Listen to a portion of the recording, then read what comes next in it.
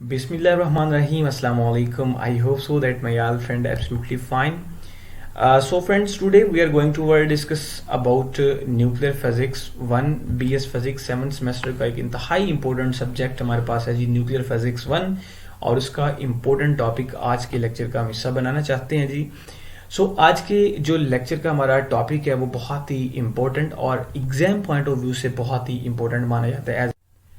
सबसे पहले हम बात करते हैं जी, हमारे आज के लेक्चर का टॉपिक क्या है. वो हमारे पास है जी लीनियर एक्सेलेरेटर. जी हाँ, आज की इस वीडियो में हम लीनियर एक्सेलेरेटर को बड़े ही डिटेल से और एक अच्छी अप्रोच से यहाँ पे सीखने वाले हैं.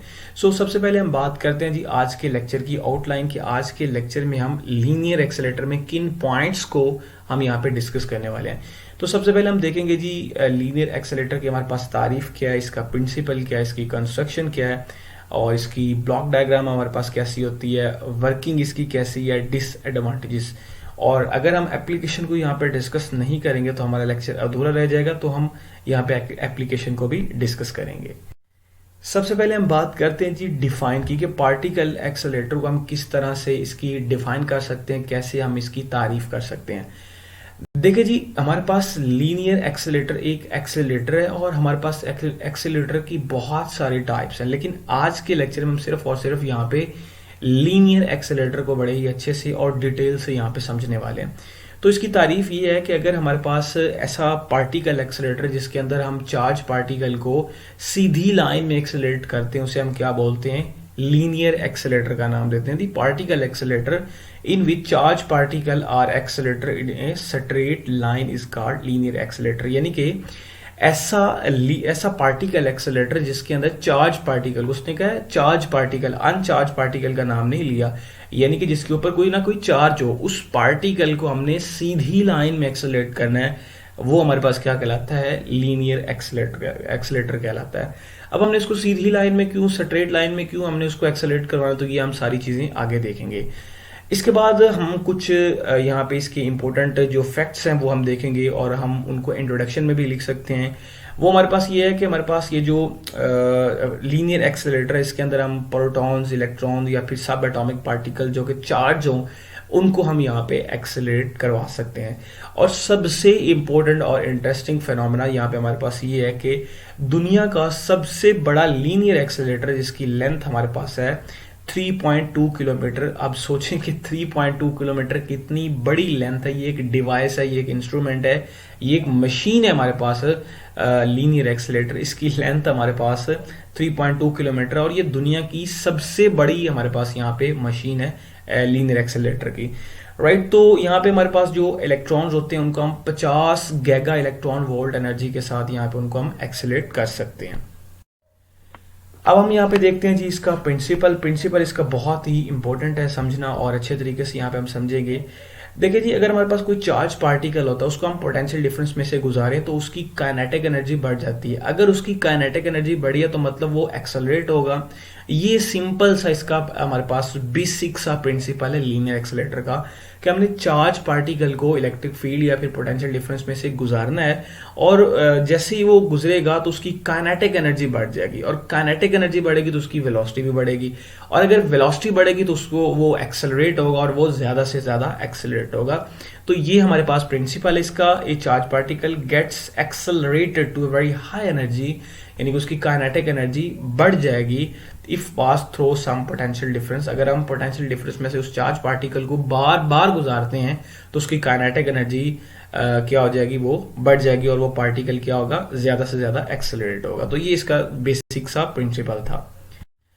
अब यहाँ पे हम इसकी कंस्ट्रक्शन को देखते हैं जी, कि हमारे पास कंस्ट्रक्शन क्या है. देखें जी, कंस्ट्रक्शन में हमारे पास है जी पार्टिकल सोर्स क्या होता है, हाई वोल्टेज सोर्स होता है, ठीक है, हॉलो पाइप वैक्यूम चैम्बर हम यूज करते हैं, सिलेंड्रिकल इलेक्ट्रोड्स यूज करते हैं, रेडियो फ्रीक्वेंसी सोर्स यूज करते हैं, टारगेट यूज करते हैं, और ब्लॉक डायग्राम हमारे पास होती है. ये हमारे पास होगी जिसकी कंस्ट्रक्शन.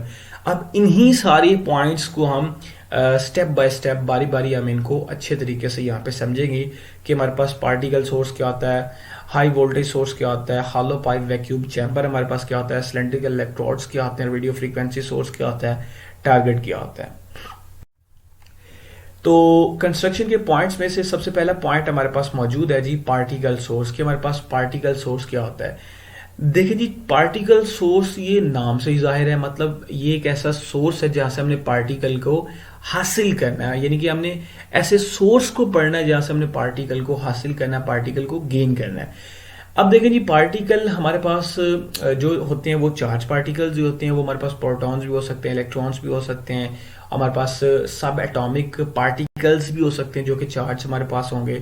ठीक है, तो पार्टिकल्स जो होंगे हमारे पास वो प्रोटॉन्स इलेक्ट्रॉन्स होंगे जिनको हमने एक्सलरेट करवाना है। ठीक है, और उनका जो डिजाइन होता है उन पार्टिकल सोर्स का, वो डिपेंड करता है उन पार्टिकल्स की नेचर के ऊपर।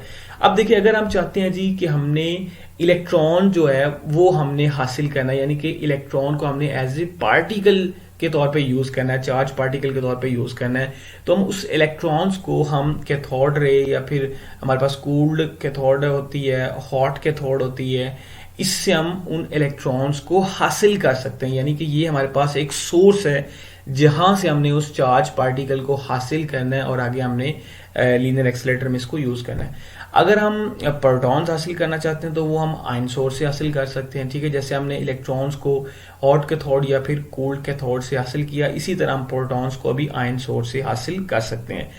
इसके बाद है जी हाई वोल्टेज सोर्स, ये नाम से जाहिर है, यानी कि हाई वोल्टेज हमने इनिशियली इंजेक्शन ऑफ पार्टिकल्स के लिए हमें जरूरी होता है, यानी कि जब हमने स्टार्टिंग में पार्टिकल को इंजेक्ट करना होता है तो वहां पे हमें हाई वोल्टेज सोर्स की इंतहाई जरूरत होती है। ठीक है, इसके बाद है जी hollow pipe vacuum chamber. Hollow pipe vacuum chamber जो होता है, इसकी जो लेंथ होती है वो डिपेंड करती है हमारी एप्लीकेशन के ऊपर कि हमने कौन कौन सी एप्लीकेशन यहाँ पे उनकी इम्प्लीमेंटेशन करनी है उनको, या हमको कौन सी आउटपुट हासिल करना चाहते हैं। अब देखिए, अगर हम आउटपुट हासिल करना चाहते हैं जी एक्स रेज की प्रोडक्शन, यानी कि हम एक्स रेज को पैदा करना चाहते हैं, एक्स रेज को हासिल करना चाहते हैं, तो हमारे पास उन पाइप की जो लेंथ होगी, उस डिवाइस के जो पाइप होंगे उनकी लेंथ हमारे पास क्या होगी, वो 0.5 मीटर से लेकर 1.5 मीटर तक होगी। और अगर इसी तरह से हम उन पार्टिकल्स को या फिर हम चाहते हैं कि इंजेक्टर फॉर ए साइक्लोट्रॉन के लिए हम उस डिवाइस को यूज करना चाहते हैं, तो तब हमारे पास जो उनकी पाइप की लेंथ होगी वो हमारे पास 10 मीटर लॉन्ग होगी। ठीक है, ये इसकी हमारे पास लंबाई। अगर हम न्यूक्लियर रिएक्शन में यूज करना चाहते हैं तो वो सेवरल थाउजेंड्स मीटर भी हो सकती है हमारे पास। इन हॉलो पाइप वैक्यूम चैम्बर की लेंथ हमारे पास हो सकती है, राइट। अब देखते हैं जी यहाँ पे सिलेंड्रिकल इलेक्ट्रोड्स क्या होते हैं। अगला पॉइंट हमारे पास सिलेंड्रिकल इलेक्ट्रोड्स है। सिलेंड्रिकल इलेक्ट्रोड्स असल में हमने इवैक्यूएटेड क्लाउड चैम्बर के अंदर रखे होते हैं और जिसकी लेंथ वो हमारे पास डिपेंड करती है डिस्टेंस अलोंग पाइप, यानी कि जितनी पाइप की लेंथ बढ़ती जाएगी उतनी उन्हीं के हिसाब से इनकी भी ये जो लेंथ है वो एडजस्ट की जाती है। अब ये जो हमारे पास सिलेंड्रिकल इलेक्ट्रोड्स होते हैं इनको हम दूसरा नाम ड्रिफ्ट ट्यूब्स का भी देते हैं, राइट। तो हम जितनी भी आगे वर्किंग में वर्ड यूज करेंगे या कैलकुलेशन में देखेंगे तो हम ड्रिफ्ट ट्यूब्स का ही नाम यहाँ पे यूज करेंगे। ब्लॉक डायग्राम के अंदर भी हम ड्रिफ्ट ट्यूब्स को ही देखेंगे। इसके बाद है जी रेडियो फ्रीक्वेंसी सोर्स। अब देखिए जी रेडियो फ्रीक्वेंसी सोर्स क्या होता है। रेडियो फ्रीक्वेंसी सोर्स हमारे पास एक ऐसा एसी जनरेटर होता है, ऐसा सोर्स होता है जिसमें हम ड्रिफ्ट ट्यूब्स को एनर्जाइज करते हैं और ड्रिफ्ट ट्यूब्स की जो पोलैरिटी होती है उसको हम चेंज करने के लिए रेडियो फ्रीक्वेंसी सोर्स का इस्तेमाल करते हैं। इसके बाद हमारे पास टारगेट है जी। टारगेट भी हमारा डिपेंड करता है जी कि हम कौन सी चीज कैसी हम प्रोडक्शन चाहते हैं। देखिए जी, अगर हम एक्सरेज की प्रोडक्शन चाहते हैं तो हम तब इलेक्ट्रॉन्स को एक्सेलरेट करवाएंगे और हमें जो टारगेट होगा वो हम यूज करेंगे वाटर कूल्ड टंगस्टन यूज करेंगे। ठीक है, अब देखते हैं जी हमारे पास इसकी ब्लॉक डायग्राम के हमारे पास ये जो लीनियर एक्सीलरेटर है इसकी ब्लॉक डायग्राम कैसी है। तो यहाँ पे ये जो आपको ब्लॉक डायग्राम नजर आ रही है इसके अंदर हमारे पास दो डायग्राम बनी है, एक ये ऊपर वाली आपको नजर आ रही है और दूसरी ये नीचे वाली नजर आ रही है, राइट। तो यहाँ पे देखिए हमारे पास ये आयन सोर्स लगा हुआ है, ये हमारे पास रेडियो फ्रीक्वेंसी सोर्स लगा हुआ है और ये हमारे पास सिलेंड्रिकल इलेक्ट्रोड्स हैं या फिर हम इनको दूसरा नाम ड्रिफ्ट ट्यूब्स का देते हैं। तो यहाँ पे हमारे पास यहाँ पे देखें ये हमारे पास L1 इसकी लेंथ, ये L2 है, ये L3 है, ये L4 एप्टोसोन ये बढ़ती जाएगी। और आप यहाँ पे एक चीज गौर करें कि जैसे जैसे हम इन ड्रिफ्ट ट्यूब्स की तादाद को बढ़ाते जा रहे हैं वैसे वैसे इनकी लेंथ में भी इजाफा होता जा रहा है। ठीक है, तो इसमें ये होता है कि हमारे पास कुछ ऑड ड्रिफ्ट ट्यूब्स होती हैं, कुछ इवन ड्रिफ्ट ट्यूब्स होती हैं। तो ऑड में देखिए ये हमारे पास ड्रिफ्ट ट्यूब नंबर 1 होगी, 3 होगी, 5 होगी अप टू सोन, ये हमारे पास और ड्रिफ्ट ट्यूब्स हैं। और इवन ट्यूब्स हमारे पास कौन सी हैं, 2 होगी, 4 होगी, 6 होगी, अप टू सॉन, ये हमारे पास क्या है, इवन ड्रिफ्ट ट्यूब्स हैं। अब हमने क्या करना है कि हमने ऑड ड्रिफ्ट ट्यूब्स का एक टर्मिनल के साथ अटैच कर देना इस रेडियो फ्रीक्वेंसी सोर्स के साथ, और ये जो इवन हमारे पास ड्रिफ्ट ट्यूब्स होंगी एक दूसरे टर्मिनल के साथ हमने रेडियो फ्रीक्वेंसी सोर्स के साथ इनको अटैच कर देना है, ठीक है। और इसका एक हिस्सा हमारे पास ट्यूब का पॉजिटिव होगा और दूसरा हमारे पास क्या होगा, नेगेटिव होगा। लेट्स सपोज अगर हमारे पास ऑड जो है वो ट्यूब नेगेटिव है, तो बिल्कुल सेम मैनर के साथ जो हमारे पास इवन ट्यूब होंगी वो सारी की सारी क्या होंगी, यहाँ पे पॉजिटिव होंगी, राइट। और ये हमारे पास इन दो ट्यूब्स के दरमियान गैप है, यहाँ पे देखें ये गैप है, ये भी गैप है, ये भी हमारे पास गैप है, राइट। तो यहाँ पे हमारे पास एक ये ब्लॉक डायग्राम है और ये ब्लॉक डायग्राम है। अब ये जो हमारे पास आयन सोर्स है, यहाँ से हमने प्रोटॉन्स को इंजेक्ट करवाना है, यानी कि प्रोटॉन को हमने यहाँ से हासिल करना है और फर्स्ट ड्रिफ्ट ट्यूब्स की तरफ हमने उसको भेजना होता है, राइट। तो जब वो यहाँ से निकलता है, यानी फर्स्ट ट्यूब में से गुजर जाता है, तो गैप में आता है। तो गैप में आने के बाद ये जो रेडियो फ्रीक्वेंसी सोर्स होता है, ये इन ड्रिफ्ट ट्यूब्स की पोलैरिटी को चेंज कर देता है। तो जैसे ही ड्रिफ्ट ट्यूब्स की जो पोलैरिटी होगी वो चेंज होंगी, अगर ये हमारे पास नेगेटिव है, ये पॉजिटिव है, ये नेगेटिव है, ये पॉजिटिव है, तो ये सारा का सारा उल्ट हो जाएगा। यानी कि ये अगर नेगेटिव थी तो यहाँ पे ये पॉजिटिव हो जाएगी, ये पॉजिटिव थी तो ये नेगेटिव हो जाएगी। इसी तरह से इनकी जो पोलैरिटीज होंगी वो क्या हो जाएगी, चेंज होंगे। तो ये हमारे पास इसकी ब्लॉक डायग्राम है और मैंने आपको यहाँ पे इसके अच्छे तरीके से समझा दिया कि ब्लॉक डायग्राम हमारे पास कैसी है, और हम इसका कुछ हिस्सा वर्किंग में यहाँ पे आगे देखेंगे।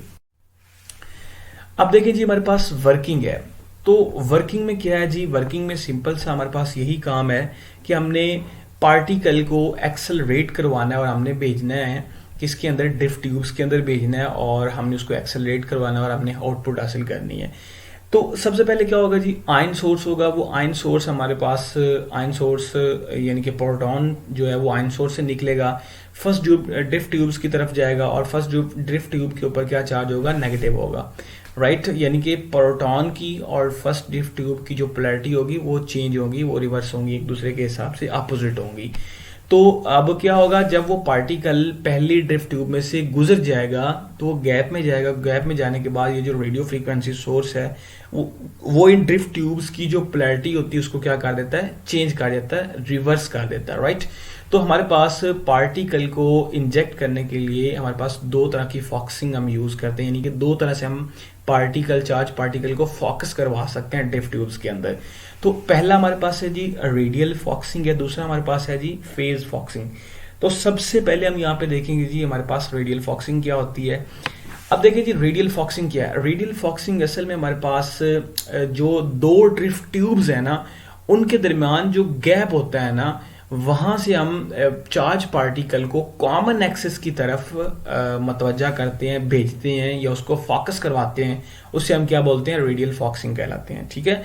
फिर से सुने कि रेडियल फॉक्सिंग हमारे पास एक ऐसी फॉक्सिंग है हमारे पास जिसमें चार्ज पार्टिकल को हम कॉमन एक्सिस की तरफ, यानी कि जो ड्रिफ्ट ट्यूब्स के जो कॉमन एक्सिस हैं उसकी तरफ हम भेजते हैं।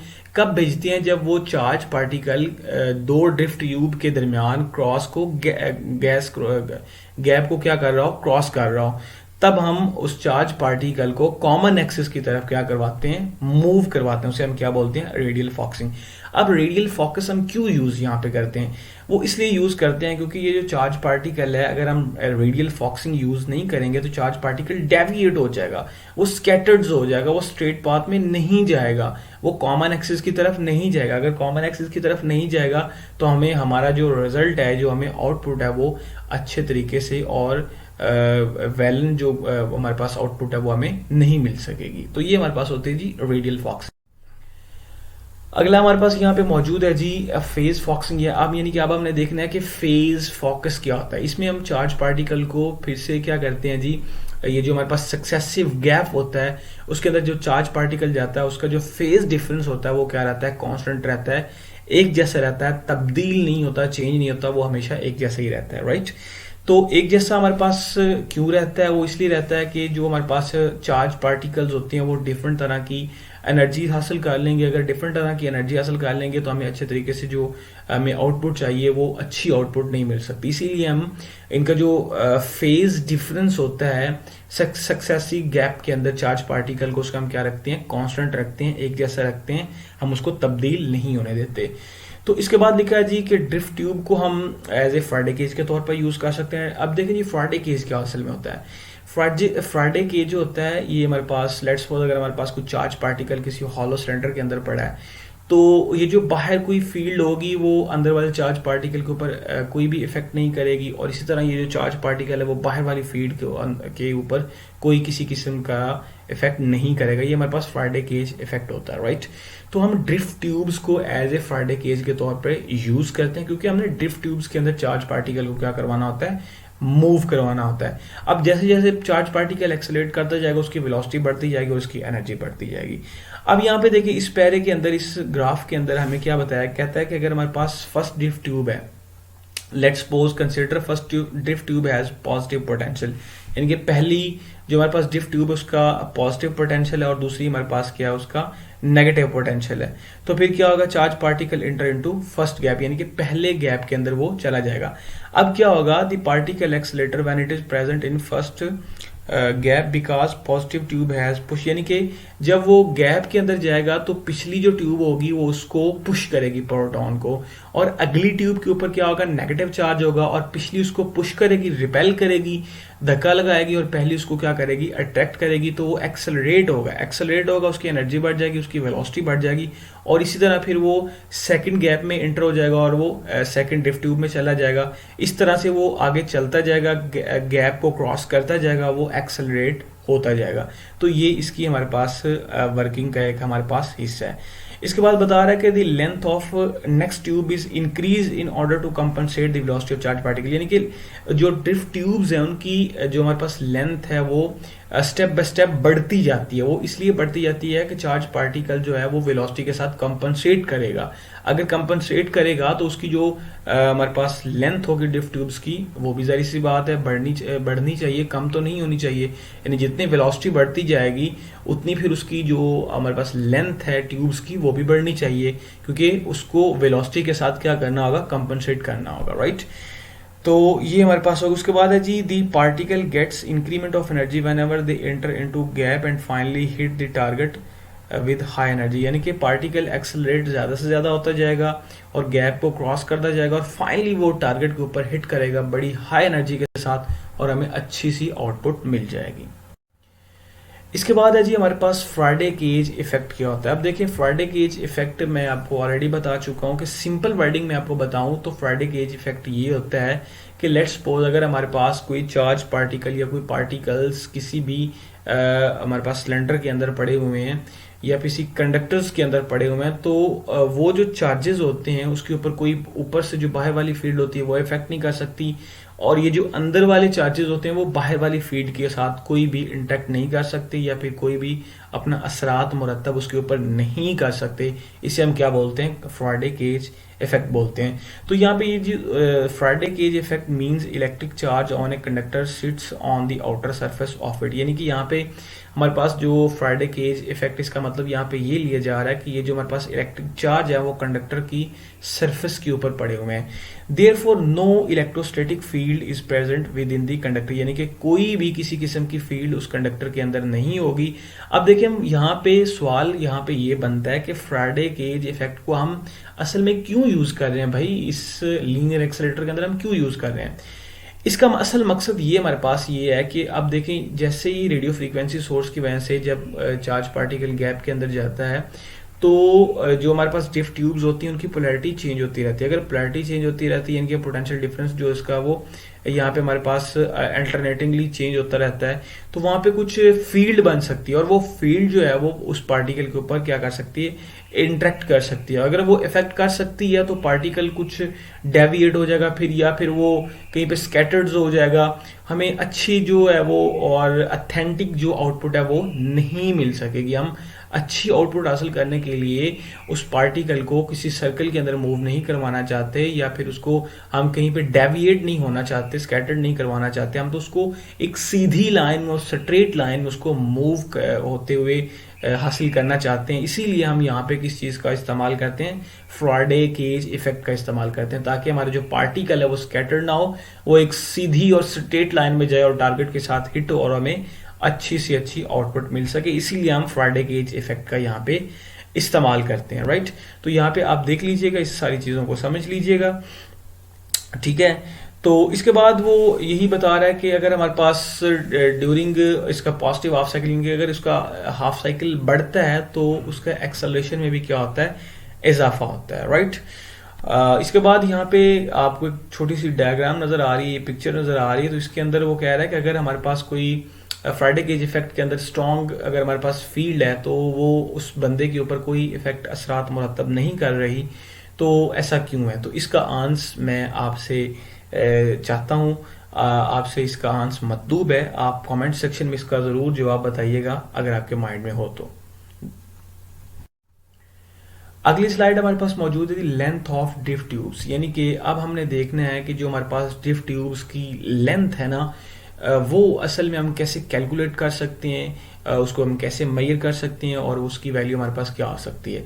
अब देखिए जी, कहता है कि इस डिवाइस के अंदर हम जो ड्रिफ्ट ट्यूब्स की लेंथ को यूज़ करते हैं वो हम रेंडमली चूज़ नहीं कर सकते, यानी कि अपनी मर्जी से ही नहीं लगा सकते, बल्कि वो एक कैलकुलेटेड होती हैं और एक स्पेसिफाइड हमारे पास ड्रिफ्ट ट्यूब्स की लेंथ होती हैं जो हम यहाँ पे यूज़ करते हैं। तो उसको हासिल करने के लिए हम रेजोनेंस कंडीशन का इस्तेमाल करते हैं। तो रेजोनेंस कंडीशन हमें कैसे मिलती है, रेजोनेंस कंडीशन में मिलती है when charge particle remains inside tube for the time equal to half of time period of an AC supply, यानी कि एल एन, यानी कि जो हमारे पास लेंथ nth लेंथ ऑफ हमारे पास है जी ड्रिफ्ट ट्यूब्स की, और डिवाइड में हमारे पास है यहाँ पे वेलोसिटी nth ड्रिफ्ट ट्यूब्स की, और वो हाफ ऑफ टाइम पीरियड है हमारे पास यहाँ पे, ठीक है। और अगर यहाँ से हम एल एन की वैल्यू निकालना चाहते हैं तो L N is equal to V N cross T over 2, इसको हम इक्वेशन नंबर 1 का नाम दे सकते हैं। इसमें हमारे पास ये जो एल एन है ये लेंथ ऑफ ड्रिफ्ट ट्यूब्स है, जो कि हमारे पास nth ड्रिफ्ट ट्यूब्स का नाम देते हैं। ये वी एन हमारे पास वेलोसिटी चार्ज पार्टिकल की inside of nth drift tubes के अंदर, ठीक है। इसके बाद काइनेटिक एनर्जी इसकी बढ़ती है, उसका मैस हमारे पास m होता है through after in nth tubes के अंदर, यानी कि अगर nth ट्यूब्स के बाद पास करने के बाद अगर हमारे पास काइनेटिक एनर्जी मिलती है पार्टिकल की तो वो 1/2 mv² और n होता है, ठीक है। इसको हमने इक्वेशन नंबर 2 का नाम दे दिया। अब कहता है कि हमें कुछ एनर्जी मिलती है जब वो पार्टिकल ट्यूब में से गुजरता है, तो वो हमारे पास क्या है, q इंटू वी नॉट है, और n हमारे पास यहाँ पे क्या है, गैप्स है। अगर हम nth ट्यूब्स की यहाँ पे बात करें तो वो हमारे पास क्या हो जाएगा, n into q V naught. ये हमारे पास एक काइनेटिक एनर्जी जिसको हम यहाँ पे लिख सकते हैं n E V not plus के, इसको हम इक्वेशन नंबर 3 का नाम दे सकते हैं, ठीक है। अब इक्वेशन नंबर 3 बन के अब हमने क्या करना है, इक्वेशन नंबर 2 और 3 को हमने कंपेयर करना है, और जब कंपेयर करना तो हमने यहाँ से वी एन की वैल्यू को फाइंड आउट कर लेना, यानी कि ये काइनेटिक एनर्जी और ये, इन दोनों को कंपेयर करेंगे और हमने यहाँ से वी एन की वैल्यू को मालूम कर लेना है। तो यहाँ पे देखिए जी, यहाँ पे हमने वी एन की वैल्यू को फाइंड आउट कर लिया। अब इसको इक्वेशन नंबर हमने 4 का नाम दे दिया। अगली स्लाइड में देखें जी, हमारे पास हमने क्या किया कि इक्वेशन 4 को इक्वेशन 1 के अंदर पुट कर दिया, और जब इक्वेशन 4 को 1 के अंदर पुट किया तो हमारे पास ये रिजल्ट आ गया। वेरी वेरी सिंपल है, कोई मुश्किल नहीं है, बहुत ही आसान है, और इसकी डेरिवेशन कोई मुश्किल नहीं है, सिंपल से स्टेप्स आपने यहाँ पे देख लेने हैं, ठीक है। अब यहाँ पे देखिए, ये जो हमारे पास टाइम पीरियड है ये फ्रीक्वेंसी का रेसिप्रोकल होता है, तो हमने यहाँ पे इसकी वैल्यू को पुट कर दिया। ये हमारे पास क्या होगा, 1/2 इंटू एफ, और ये हमारे पास ये सारी टर्म होगी। यहाँ पे देखिए फ्रीक्वेंसी हमारे पास एफ, हमारे पास फ्रीक्वेंसी है एसी ऑसिलेटर की, ठीक है। Which relation show that the length of drift tube increase with increase in N, जैसे जैसे एन बढ़ता जा रहा है यहाँ पे देखें तो हमारे पास ये जो ड्रिफ्ट ट्यूब्स हैं उनकी लेंथ में भी क्या होता जा रहा है, आहिस्ता आहिस्ता इजाफा होता जा रहा है, राइट। तो the particle can accelerated to high energy by using standing wave, it means wave guide is used to accelerate the particle in accelerator. Understood बात है जी। The must pass the gap at the instant when phase of AC cycle is increasing, it provides good stability. यानी कहता है कि अगर हमारे पास इसका जो एसी साइकिल है अगर वो हमारे पास बढ़ता है तो उसके बढ़ने से हमारे पास ये जो इसकी जो स्टेबिलिटी है वो भी ज्यादा से ज्यादा होती जाएगी, ठीक है। यानी गैप जैसे जैसे ज्यादा क्रॉस होते जाएंगे तो क्या होगा कि हमारे पास ये जो इसका साइकिल है, इसका एसी साइकिल, वो अगर हमारे पास बढ़ता है तो हमें एक अच्छी स्टेबिलिटी की यहाँ पे मिल सकती है, ठीक है। इसके बाद है जी हमारे पास डिसएडवांटेज के, हमारे पास लीनियर एक्सेलरेटर के नुकसानात क्या हो सकते हैं जी। देखिए जी, सबसे पहले हमारे पास नुकसान ये है कि जो the device limits location where may be placed, यानी कि इसका सबसे बड़ा मसला ये है कि इस डिवाइस की लेंथ बहुत ज़्यादा होती है, लंबाई बहुत ज़्यादा होती है, और इसको किसी भी जगह पे मुंतकिल करना हमारे लिए बहुत ही मुश्किल होता है। इसीलिए हम इसके लिए कुछ ख़ास जगह का इंतखाब करते हैं जहाँ पे हम इसको जहाँ पे इसको हम प्लेस करते हैं, रखते हैं जाके। तो ये भी इसका एक बहुत बड़ा मसला है जी भाई। ये भी हमारे लिए एक डिसएडवांटेज ये है कि इतनी बड़ी लेंथ को हम सबसे पहले कुछ एरिया लें जहाँ पे हमने इसको रखना है, जहाँ पे इसको हमने प्लेस करना है। तो ये भी हमारे लिए एक बहुत बड़ा मिसाल बन सकता है। उसके बाद क्या आता है जी, ड्राइवर डिवाइसेस जो कि पावर सप्लाई के साथ मुंसलिक होती हैं, वो भी हमें ज़्यादा मिकदार में उनकी ज़रूरत होती है, और इस तरह से इसकी कंस्ट्रक्शन में भी इजाफा होता जाएगा, और मेंटेनेंस जो इसकी वो भी एक्सपेंसेस होती जाएगी, बड़ी होती जाएगी, महंगी होती जाएगी। तो हमारे लिए ये सारे इसके नुकसान हैं। इसके अलावा भी कई नुकसान हैं, आप लिख सकते हैं, लेकिन फ़िलहाल आपको ये दो आना बहुत ही ज़रूरी है। हमारे लेक्चर की आखिरी स्लाइड है जी, जो कि हमारे पास है यूजेस ऑफ लीनियर एक्सेलेरेटर। जी हाँ, हमने ये आधा घंटा 20 मिनट लगा के ये लीनियर एक्सेलेरेटर की वर्किंग, कंस्ट्रक्शन, प्रिंसिपल, डेफिनेशन, इसकी सारी चीज़ें देख ली, लेकिन अगर हम इसके यूजेस को नहीं देखेंगे तो हमें इस लेक्चर की समझ नहीं आएगी। अब देखें जी, इस लीनियर एक्सेलेरेटर को हम बहुत सारी इसकी एप्लीकेशन है, तो इसमें से कुछ हमारे पास ये भी लिखी हुई है कि हम इसको study of fast electron scattering reactions में भी यूज़ कर सकते हैं, न्यूक्लियर रिएक्शन की स्टडी के लिए भी इसको यूज़ कर सकते हैं, और सबसे जो इसका इम्पोर्टेंट और मेडिकल फील्ड में हमारे पास लीनियर एक्सेलेरेटर का इस्तेमाल है, वो ये है कि हम गैमा रेज को हाई गैमा रेज को हम पैदा करके ये जो कैंसर का ट्रीटमेंट होता है उसको भी हम कर सकते हैं। तो यानी कि कैंसर के जो पेशेंट्स होते हैं उनका भी इलाज लीनियर एक्सेलेरेटर की मदद से किया जा सकता है, वेरी हाई एनर्जी की गैमा रेज को पैदा करके, प्रोड्यूस करके। तो यहाँ पे देखें, ये हमारे पास लीनियर एक्सेलेरेटर इस तरह का होता है। यहाँ पे देखें, ये हमारे पास सिंपल सी डिवाइस बनी हुई है, ये हमारे पास लीनियर एक्सेलेरेटर की डिवाइस है, राइट। और अगर हमने यहाँ पे किसी पेशेंट का ट्रीटमेंट करना है तो यहाँ पे इसका ट्रीटमेंट भी किया जा सकता है। यहाँ पे आप देख सकते हैं कि ये लीनियर एक्सेलेरेटर है, तो ये टारगेट के ऊपर अपना जो पार्टिकल होता है उसको वो हिट करता है और इसका हमें आउटपुट देता है, और इसका वो ट्रीटमेंट हो जाता है। तो ये हमारे पास ओवरऑल चीज़ें थी जी लीनियर एक्सेलेरेटर के रिलेटेड, जिसमें हमने देखा कि हमारे पास इसकी डिफाइन क्या, इसकी कंस्ट्रक्शन क्या, इसका प्रिंसिपल क्या, इसकी ब्लॉक डायग्राम अच्छे तरीके से देखी, वर्किंग देखी, लेंथ ऑफ ड्रिफ्ट ट्यूब्स हमने मालूम करना सीखी, डिसएडवांटेजेस भी इसके हमने देखे, और एट द एंड हमने यहाँ पे यूजेस ऑफ लीनियर एक्सेलेरेटर देखी, यानी कि हमने इसकी एप्लीकेशन भी देखी, इसका इस्तेमाल भी देखा कि हम इसको कहाँ कहाँ पे आम जिंदगी में, रोज़मर्रा ज़िंदगी में इसका इस्तेमाल करते हैं। तो ये हमारा आज का लेक्चर था। उम्मीद करता हूँ आज के लेक्चर की आपको बड़े अच्छे से समझ आई होगी। अगर आपका कोई क्वेश्चन है या फिर आपको कोई कन्फ्यूजन है इस लेक्चर के रिलेटेड, तो आप अपनी राय का इजहार कमेंट सेक्शन में कर सकते हैं। मैं आपके कमेंट सेक्शन में जो आपका मुझे मैसेज मौसूल होगा, मैं आपको उसका रिप्लाई ज़रूर करूँगा। मिलते हैं एक नई वीडियो के साथ, तो तब तक के लिए साइनिंग ऑफ, अल्लाह हाफिज़।